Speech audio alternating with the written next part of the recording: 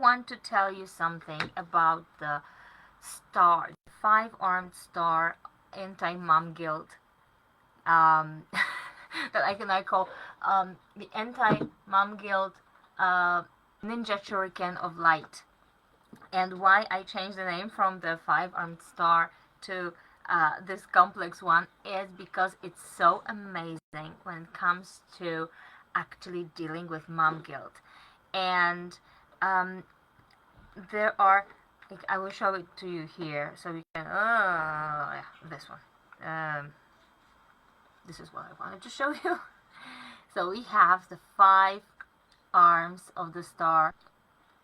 And this is something that was shown to me during a meditation when I was connected with Gaia, and I was asking her, how do we actually deal with mom guilt? Because I know it's a big problem right now that we face, and this is the biggest difference that is between our times and parenting and motherhood and mothering right now, as opposed to even one generation earlier. If you ask your mom or your mom's generation, they didn't feel that much of a pressure on themselves as we do right now. And I believe a huge part of that pressure is mom guilt, or the pressure causes mom guilt. And it totally sucks. So let me tell you, we don't need mom guilt. It's not helping us. It is probably, like, when I try to communicate with my feeling of mom guilt, it usually wants me to be a better mom. But if you always want to be better, it means that you're never good enough. So why don't we just focus on not being better mom in every minute, but being a present mom in every minute, and being a mom that actually is there for her kids. And you don't have to be perfect. You don't have to be better every day. It's enough for you to simply tune into who you truly are, because I want to say that nobody's perfect, and at the same time I want to say that everybody's perfect, because if nobody's perfect, it means that everybody's perfect the way they are right now. And if you really want to improve yourself, the first step is to accept who you are the way you are now, because we are always work in progress. If you want to be better and better, you need to accept who you have been before. And it doesn't mean you were any worse. It doesn't mean you were any less off.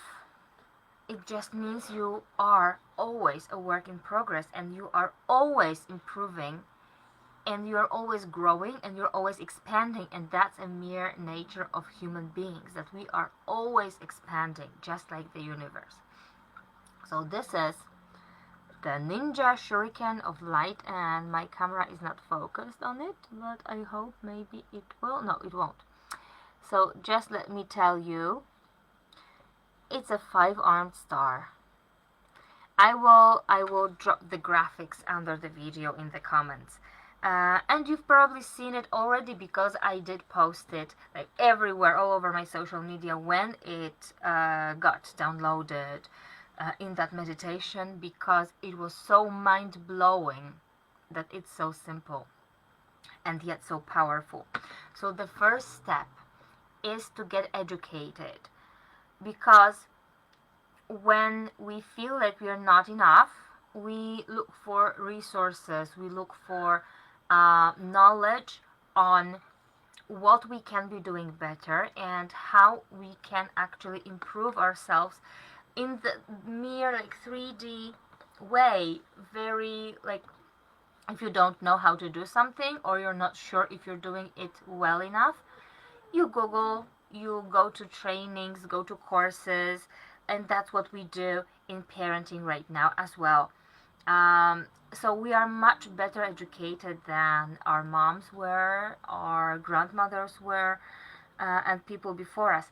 Plus, the science, the child development research is really growing fast, and like 50 years ago it was non-existent, and right now it's growing really fast, and this is amazing that we can actually find scientific proof for the things that we knew or believed for generations that are true. For example, that children need to be with their moms, and to have that safe space, to have that secure attachment with their moms.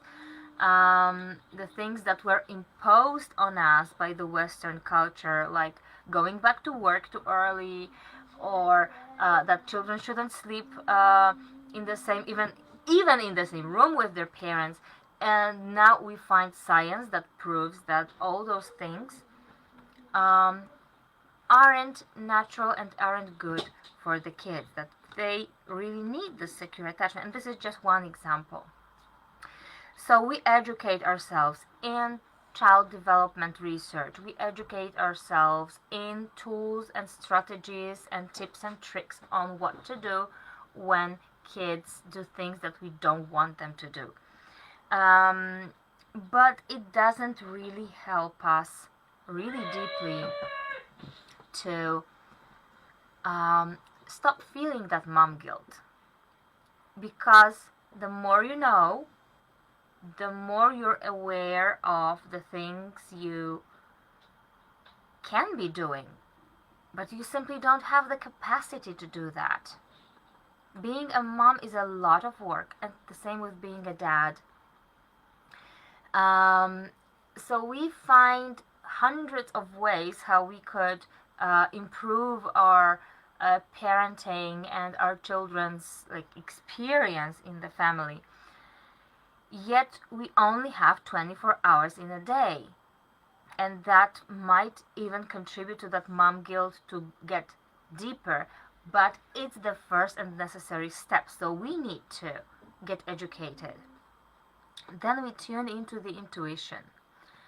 So from all of the things that we googled and found out about the things that we could be doing and might improve our parenting, we need to intuitively tune into our soul, our child's soul, our abilities, our higher self, and based on that intuition, it's very simple to make the right choices. It makes it amazingly clear and easy to choose the things that are not better or worse than other things, but are simply fit, a better fit for your family.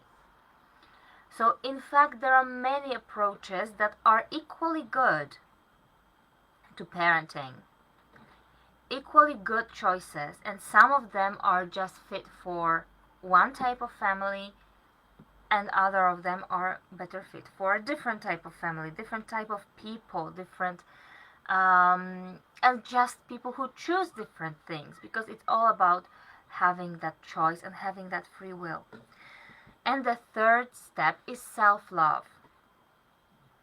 because we have been conditioned since the time we were little girls that we need to be better, we need to do better, we need to know better.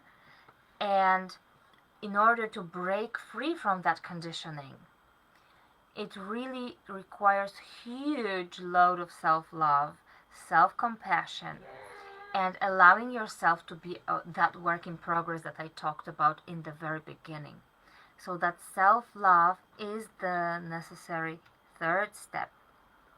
And then when we work through that conditioning with self-love, we stumble upon triggers, and triggers is the fourth arm of the star of the ninja Shuriken. Triggers, and that's something that requires some healing, some shadow work. So we need to go back within, tune into our soul, find out the sources, the reasons why certain things trigger us.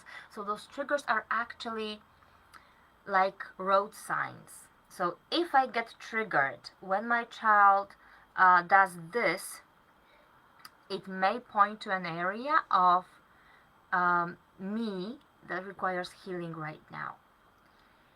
And that requires that self-love, self-compassion, intuition, and all the steps we did before.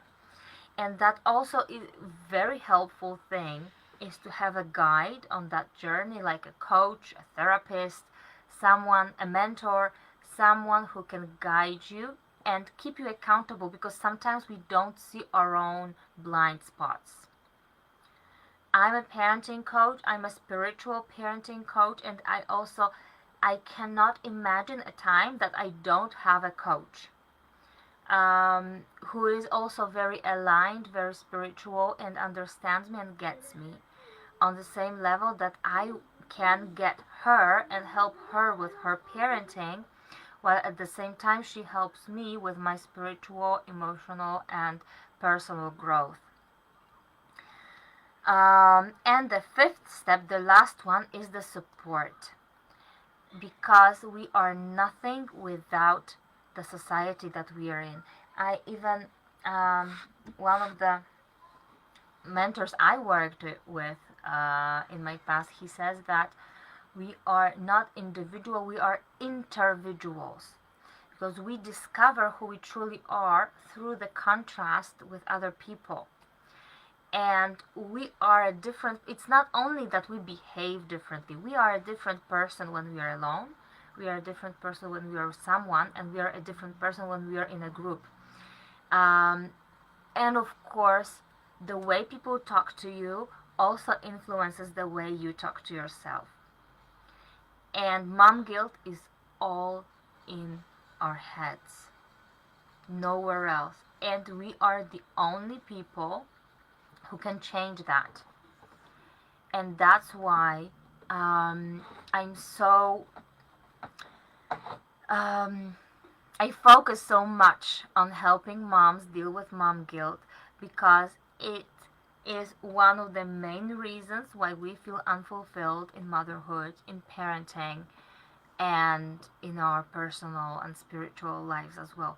And we are the only people who can change that. We are the only people who can go back into our heads, find those triggers in a supportive community, find those triggers, tune into that self-love with intuition, with the right level of knowledge, always still without stop educating ourselves in the areas that interest us. That's how we keep expanding and growing, and guilt always keeps us small, and we want to expand and grow, and that's what I wish you all.